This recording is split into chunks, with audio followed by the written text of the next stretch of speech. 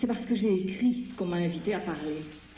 Et cette parole, aujourd'hui, je voudrais la mettre au service de ce qui fait question quand j'écris et quand je parle, c'est-à-dire le langage. Nul ne l'ignore, tout est langage. Il n'y a pas de sujet hors langage. Pas de foire féministe du livre non plus. Ici, une femme dit clairement qu'elle ne s'y retrouve pas. Et comment, en effet, pourrait-elle s'y retrouver puisqu'elle n'y est pas?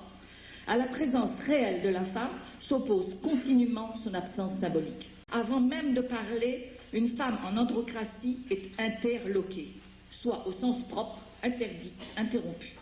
Le dictionnaire, qui est le dépôt sacré des mots de l'androlecte, ne donne-t-il pas comme exemple cette phrase que vous trouverez dans le Petit Robert? Elle est très illuminante. Faute d'interlocuteur, elle se parlait à elle-même.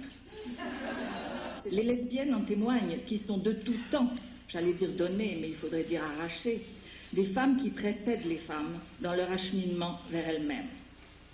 C'est ainsi, par exemple, que des postures du corps entraînent un langage inédit.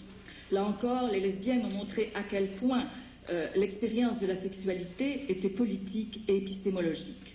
D'où le caractère d'ailleurs plus productif que représentatif de leur langage. Je vais m'expliquer. Les mots qu'elles promeuvent ou évincent sont liés à une efficacité réelle. Prenez Adrienne Rich par exemple, qui refuse d'employer les mots humanisme et androgyne. À partir du moment où elle a refusé d'employer ces mots-là, il est devenu beaucoup plus difficile aussi pour nous de les employer sans être extrêmement méfiants. Regardez Mary Daly et sa valorisation des sorcières harpies. Nicole Brossard, pour qui la femme est une image captivante. Vous voyez, en promouvant le mot, elles promeuvent la chose. En abolissant le mot, elles abolissent le référent. Le gynolecte, où qu'il cherche à s'inscrire, littérature, essais, critiques, ainsi de mes livres, des livres des lesbiennes radicales en général, sont interdits de citer. Ils sont rarement publiés, et lorsqu'ils sont publiés, ils ne sont pas critiqués. Mais c'est pas grave. Pour les étantes, c'est une raison même de ne pas lâcher ce langage. Car en le parlant, en l'écrivant, nous tenons de la même main les rênes de l'engagement, engagement auquel nous oblige notre monde, un faire monde entre femmes, avoir une histoire et la jouissance. Car enfin, ce langage nous donne un immense plaisir.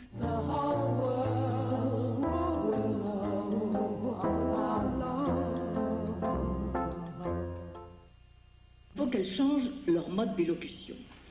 1. Il faut que les étantes soient le sujet de l'énonciation. Ça n'a l'air de rien, mais c'est quand même révolutionnaire. Qu'elles soient à l'origine du langage et du monde. Cette étante ou lesbienne est donc à la fois autopoétique, elle se produit elle-même, c'est le cas de Djuna Barnes, c'est le cas de Monique Wittig, c'est le cas de Brossard, et elle est mythopoétique, comme Lucky Bersianic, encore une fois Monique Wittig, Mary Daly. C'est un sujet qui doit tout faire. Nous nous donnons une langue que nous parlons entre nous, éminemment vivifère.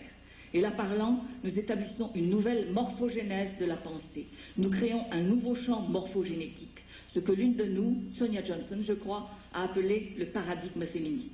Et il arrive parfois, comme dans cette foire, que des commandos de visibilité viennent parler cette langue à haute voix, nous apportant la seule bonne parole que nous ayons désormais envie d'entendre, celle qui nous parle de nous, enfin perçue par nul autre que nous.